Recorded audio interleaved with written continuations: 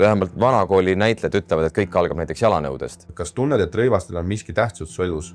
Ma arvan ikka ja mulle tundub, et otseselt ei pea olema, rõivastus ei pea olema osa sinu karakterist, aga samas ta nagu annab endale mingisuguse tunde kaasa alati.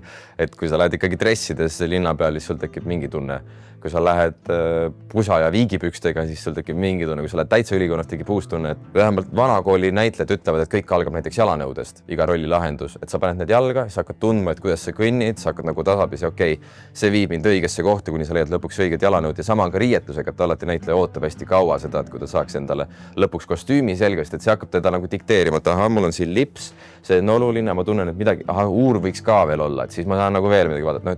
Et kui ta tegelikult väga palju räägib karakterist alati, et või kui ma lavastajana ka oma näitlejatele või oma tegelastele valime kostüüme, siis need on alati väga seotud, et kust ta tuleb, kuhu ta läheb ja mida ta tahab. Riietus annab tõesti väga palju endale tundele kaasa juba lihtsalt, kuidas sa oled. Seega ma ütleks, et mul on ikkagi ta mingil määral oluline olnud. Mul peamine on alati olnud see, et ma tunneksin ennast nagu mugavalt ja tunneksin mitte ainult selles mõttes, et on dressid ja on mugav, vaid et ma tunneksin ennast keskkonnas olles mugavalt nende riietega, et seal nagu säilib see minu mingi inimlikkus